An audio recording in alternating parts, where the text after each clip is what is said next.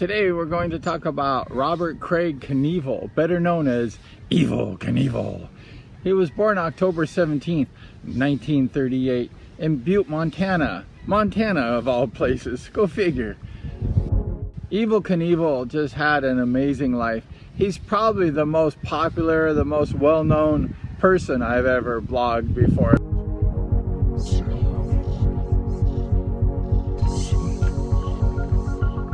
Evel Knievel was known as like a stunt man.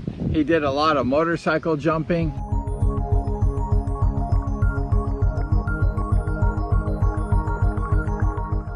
Evel's first jobs was working for the Anaconda Gold Mining Company, and they worked in Butte, Montana. He had actually advanced to working with a tractor, and Evel Knievel would like do wheelies on the tractor. He was like screwing around. He accidentally cut off the main power for the city of Butte, and for many hours, and he got fired for screwing around on the job. Living in a small town like Butte, Montana, you just do what you can to survive, you know, like you do different jobs, you do different gigs, and he did lots of things. He was a professional ski jumper. He was a professional rodeo guy.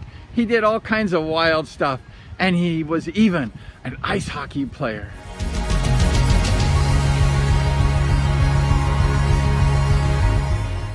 He did all kinds of promotions and things, and some of them did not work out very well. Evel was even an insurance guy. He sold insurance, and I guess he was really successful. That was one of the things he did. He was a good salesman. In like 1971, they did a movie called Evel Knievel.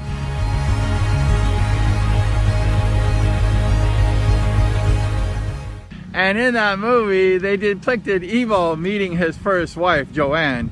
And he actually broke in this like boarding house or whatever you want to call it. He broke into it and he rode the motorcycle up the stairs. He knocked on the door where his future wife was, said, "Get on the bike." And she got on the bike and they rode in the house down the stairs, and they went out and then they eloped and they were gone forever from that boarding house. That's Evel Knievel.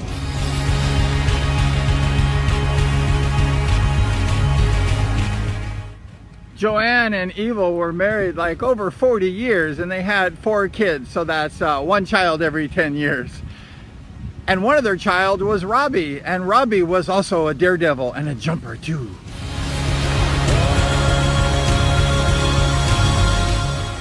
Evel had over 75 jumps in his career, 75 jumps, and not all of them were successful.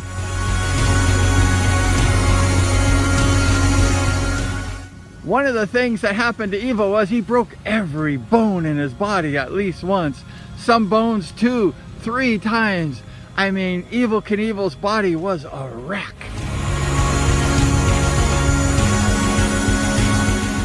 Ascot Raceway in Gardena, California, he jumped that. He jumped everywhere.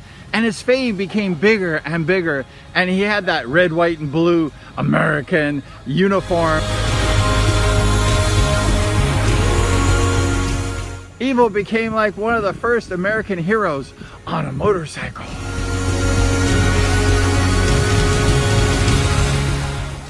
On November 17th, 1967, Evel just became super big in a wide world of sports. He was going to jump the Caesars Palace in Las Vegas, Nevada.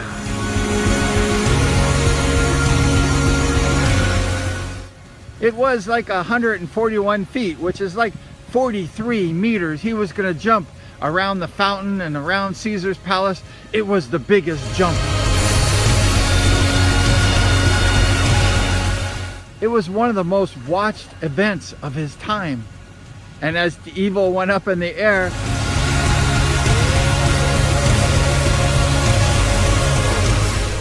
he misjudged the landing, I guess, and he crashed.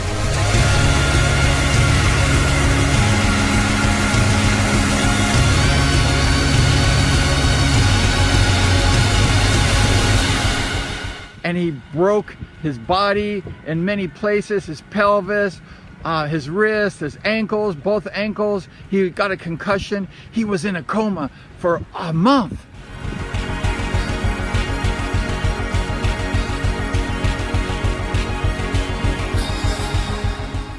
That crash at Caesar's Palace propelled Evel to be a worldwide celebrity. Ideal Toys went ahead and made Evel Knievel motorcycle guys and little Evel Knievel toys.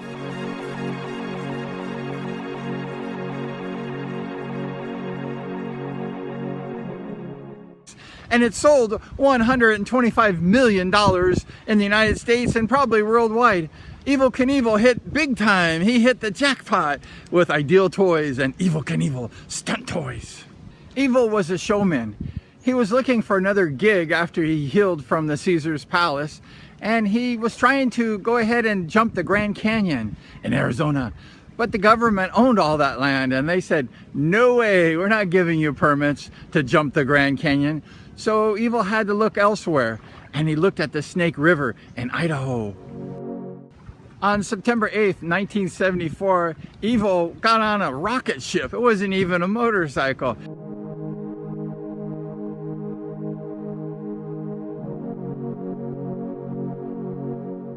And he attempted to jump the Snake River in Idaho. I mean, how crazy was that?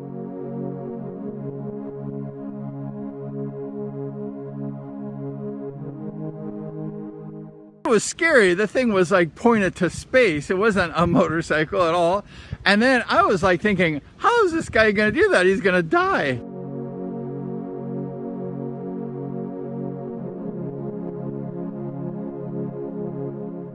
When the rocket blasted off, quickly after blast off, he pulled the parachute.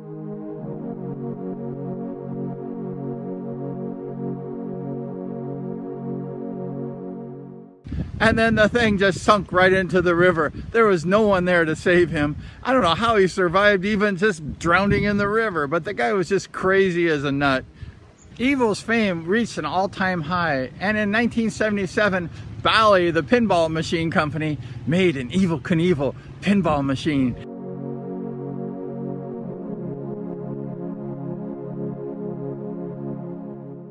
And I played that pinball machine, and it was cool.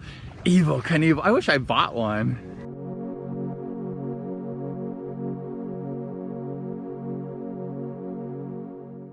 Also in 1999, Evel Knievel was inducted into the Motorcycle Hall of Fame. On July 18th, 2007, Evel was interviewed by my friend Terry I. Clanton on his Haunted Saloon show.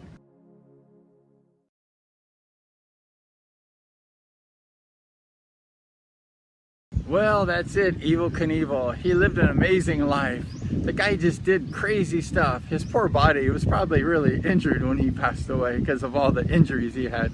But he was an amazing athlete.